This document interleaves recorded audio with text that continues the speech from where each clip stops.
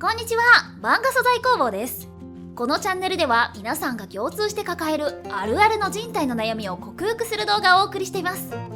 私の簡単なプロフィールはこちらになります。先日私はポーズマニアックスの活用法をご紹介しましたが、こちら大変多くの方に動画をご視聴いただきありがとうございます。Twitter でも皆さんの練習成果が回ってきたのですが、いくつか気になる点があったので、今回は時間制限ドローイングのコツと注意点を補足し、等倍速で10秒から90秒ドローイングを実践してみたいと思います。補足と説明がいらないという方は飼育バーからジャンプして実践編へとお進みください。それでは私がとても気になった例がこちらです。前回の動画を実践していただいた方の中に、頭を正円、体が直線という棒人間スタイルの10秒ドローイングが大変多く見られました。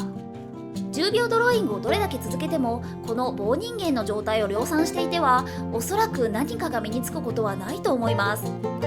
この作画には致命的なミスがあり、それはお手本を見ているようでほとんど見ていないということです。まず人間の頭部は正円ではないし、体は複雑な曲線でできていますよね。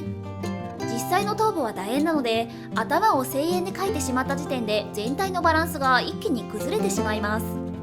また人間の体は曲線なので、直線的な線は絵を硬くする原因になります。時間が短いから仕方ないと思うかもしれませんが、時間がないなら事前準備をすればいいのです。つまり描く前にお手本の構造がどうなっているかをしっかり確認してみましょう。まず頭部ですが、このように楕円で捉えます。厳密には上面、側面、正面と3つの面で構成された立体ですが、慣れないうちはせめて楕円で捉えましょう。次に肩周りです。これは上から見た俯瞰の図なので、こちらも肩周りの楕円が見て取れますね。つまり肩のラインは曲線で表現した方がそれっぽくなります。骨盤も同じ要領で捉え、手足もお手本を参考に曲線の流れを観察して再現します。どうでしょうか。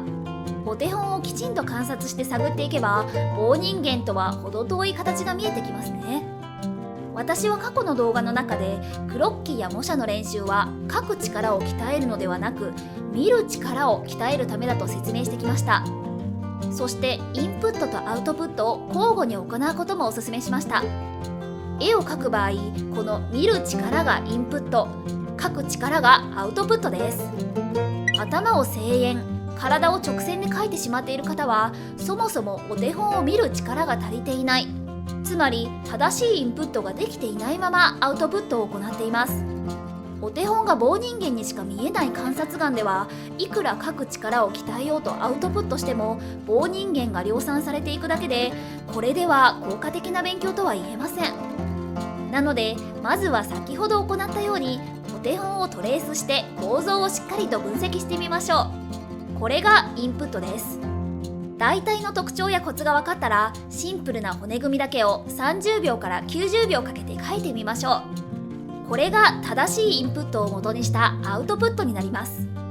慣れてきたら徐々に時間を短くしていきましょう。数をこなすうちに短い時間で正しい線が取れるようになってきます。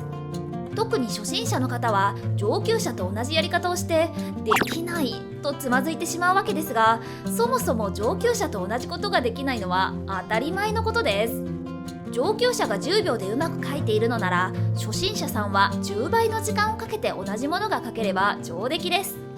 逆に言えば、今絵が上手い方は初心者のうちにしっかりと分析や工夫をしてきた人たちです。なので周りのやり方をそのままコピーするのではなく、そのやり方をヒントに自分に合った方法を試行錯誤してみてください。試行錯誤とは、試みと失敗を何度も何度も繰り返しながら適切な解決策を見つけ出していくことです。きちんと試行錯誤して棒人間を卒業してみましょう。それでは実践編です。10秒、15秒、30秒、45秒、60秒、90秒をそれぞれ3分ずつ等倍速で実践しますので、一緒に書いてみてください。この動画は1回だけでなく、何度も何度も繰り返し活用していただけるよう、実践編は解説なしで編集しています。スピードが速すぎる場合は倍速を調整したり、コツがわからないときは何度か見た後で書いてみるというのもいいですね。2回目以降は飼育バーの目次から説明を飛ばしてご活用ください。それと、骨組みはかけたけど細部が全然わかりませんという質問もいただきましたが、クロッキーはあくまでも骨組みやシルエットを素早く取るための練習です。細部を描くには筋肉の構造や模写練習が必須です。